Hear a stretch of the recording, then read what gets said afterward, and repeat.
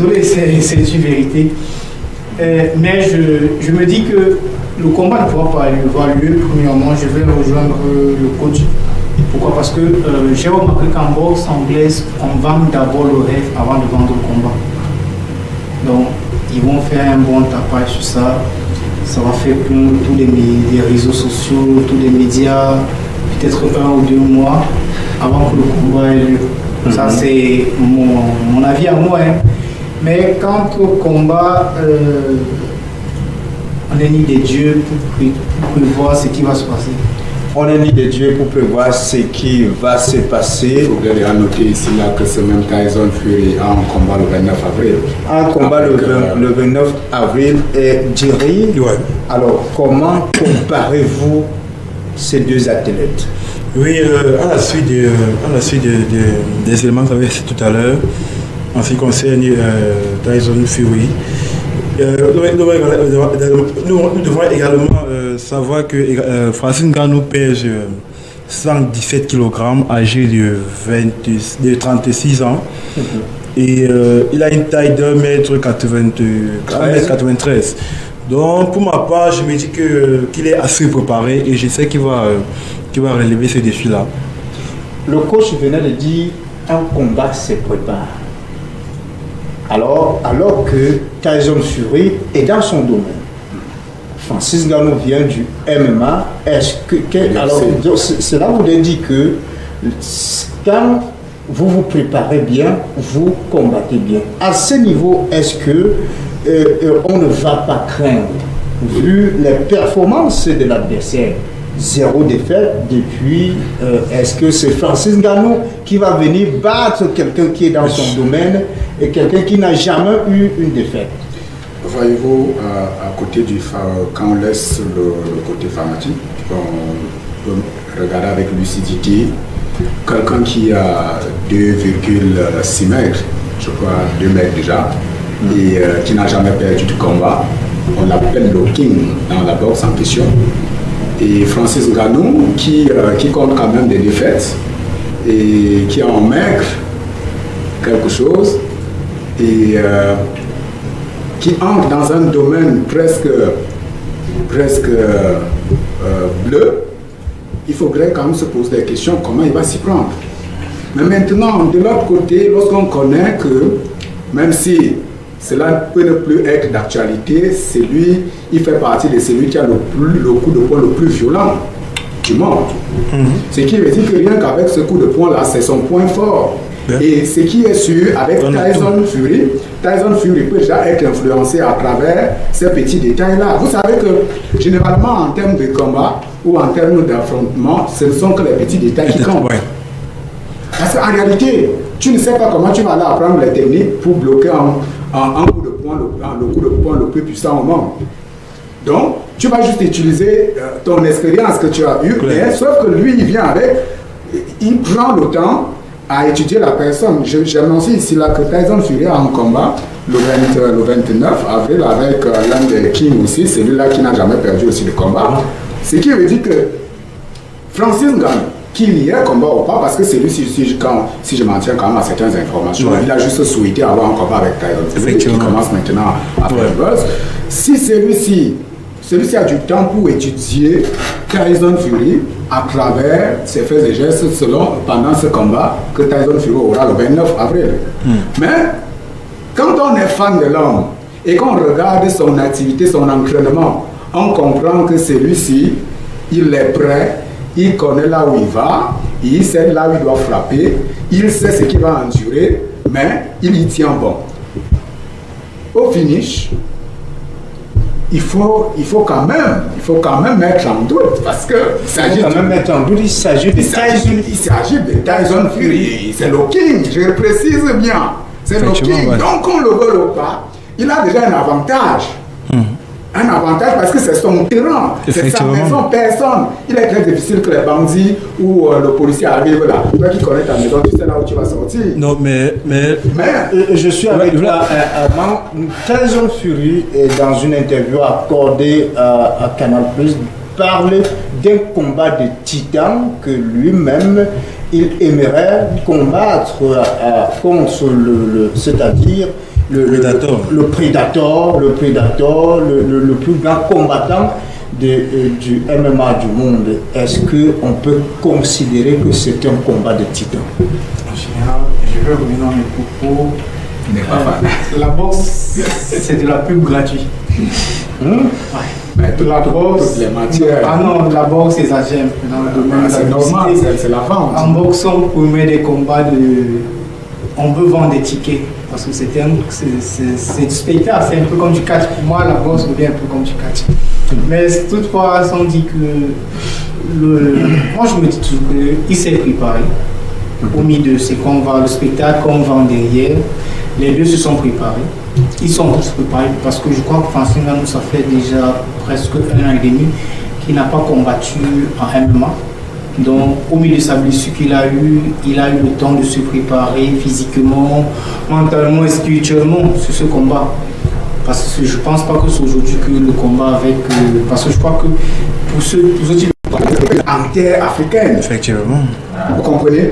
Donc, c'est pas... Si cela arrivait à être accepté, ça serait un exploit. Ça serait quelque chose d'assez extraordinaire. Vivre un combat de Francis Ngannou en Afrique avec Tyson Fury. C'est pas n'importe quelle discipline. La boxe anglaise, au Cameroun ou en Afrique du Sud, disons en Afrique de manière générale. Et pour finir, en réalité, ce combat ne va pas se faire gagner parce que celui-ci est le plus fort. Ça serait juste dans un petit détail, l'endurance et la psychologie. Alors, le fait que Francis Ngannou envisage que ce combat soit joué en Afrique, est-ce une manière d'attirer plus des téléspectateurs africains ou d'attirer plus d'Africains dans ce domaine, parce qu'on voit toujours que les Africains aiment plus le football? N'est-ce pas une façon de dire aux Africains qu'il y a d'autres sports plus que le football? Je ne vais pas dire comme ça. J'aime être direct. Je vais un peu être direct. Premièrement, c'est quoi? C'est que il a déjà un pays de choix. On va d'abord laisser le pays de choix. Ouais. Et comme je disais au départ, le rêve, ça se crée. Le rêve, ça se crée. Et aujourd'hui,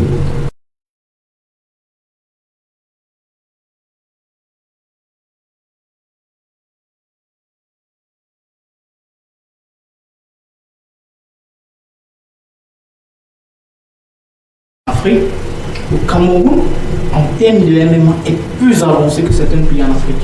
Que ce soit en Afrique de l'Est ou en Afrique subsaharienne. On est 2 fois plus avancé. On est l'un des pays qui a pu développer facilement une fédération camerounaise de la MMA. On est l'un des premiers, je peux dire, on est même l'un des pionniers sur ce domaine. Donc c'est pour dire que la boxe anglaise, la boxe anglaise ne naît pas d'aujourd'hui. C'est juste qu'il n'y a pas eu de champion africain qui a voulu vraiment hausser l'Afrique, je ne veux pas dire du Cameroun, mais d'un autre pays, hausser l'Afrique réellement dans ce domaine. Je prends l'exemple de Mike Tyson. Je lisais un documentaire, je voyais un documentaire sur Brian Boy qui était sur le domaine artistique, où il a eu à déclarer que les Noirs-Africains, les Noirs-Américains doivent rentrer à la source pour connaître réellement les racines, pour mieux parler de l'Afrique. Parce qu'il s'est rendu compte qu'aux États-Unis, les Nord-Américains, les Afro-Américains, comment ils s'appellent souvent, parlent de l'Afrique. Et où ils disent que d'autres disent qu'ils ne sont pas africains, qu'ils sont israéliens. Effectivement. C'est le vrai peuple israélien. Juste pour dire que s'il veut ramener la MMA au niveau, la boxe anglaise au niveau de l'Afrique, c'est pour dire qu'il a compris que l'Afrique a une potentialité, comment on dit, de se vendre. Et au milieu de se vendre, peut créer des talents. Il veut créer des talents en vendant le rêve africain, en créant le rêve africain. Effectivement. Alors, Jerry, il y a 2 mois, un confrère, c'est-à-dire un journaliste, a interviewé Joseph-Antoine Bell, qui a été nommé le président de l'Office des infrastructures et équipements sportifs du Cameroun. Et Joseph-Antoine Bell disait que pour que ces infrastructures produisent de l'argent, il va falloir organiser un combat comme peut-être celui de Francis Ngannou au Palais Polyvalent des Sports. Alors le fait que Francis Ngannou veuille que ce combat soit fait en Afrique, est-ce que ces deux communications n'ont pas de liaison étroite? Oui, effectivement, la liaison y est, mais sauf que s'il faut ramener l'organisation de cet événement-là au Cameroun, pour moi, ça serait vraiment du gâchis. Pourquoi? Parce que...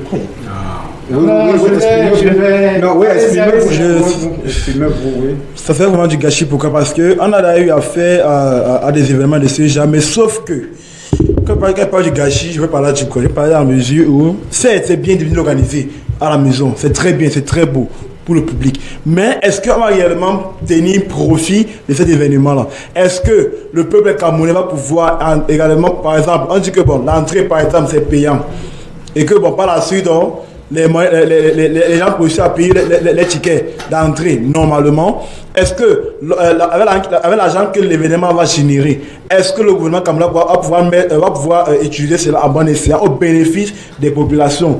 Voilà mon inquiétude.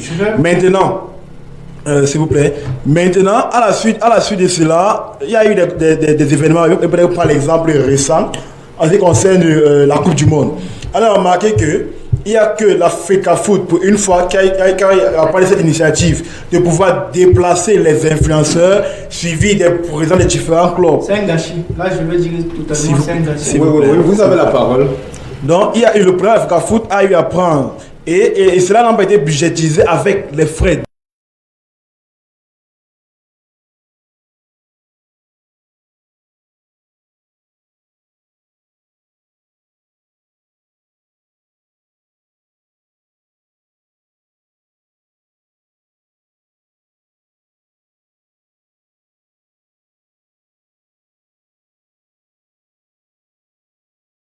Qui passait le temps à chanter. En fait, il vendait le Cameroun partout où il était. Il avait le drapeau du Cameroun. Non, soyons sérieux pour une fois. Soyons sérieux pour une fois. S'il faut revenir sur le contexte, sur l'élément que vous avez évoqué tout à l'heure, ce que je vais dire, c'est quoi? C'est que cet événement sera la bienvenue dans notre cher pays, le Cameroun. Les Camerounais seront fiers pour une fois de voir en live Francis Ngannou en train de combattre contre un tout puissant des États-Unis d'Amérique. Ça serait vraiment un honneur pour nous. Mais est-ce que derrière cela, en package, est-ce qu'il y aura donc des partenaires, est-ce qu'il y aura donc des entreprises qui vont également venir imprégner leurs marques par rapport à cela afin de également promouvoir leur savoir-faire? Parce que l'événement sera diffusé. Certainement, vous aurez la réponse à cette interrogation dans cette édition. Oui, vous voulez réagir? J'ai envie de dire, c'est aussi du gâchis d'avoir une réflexion pareille. Voyez-vous, si on trouve qu'organiser un événement tel que la boxe anglaise au Palais Polyvalent de Sport, que les Camerounais seront incapables de payer, parce que je comprends.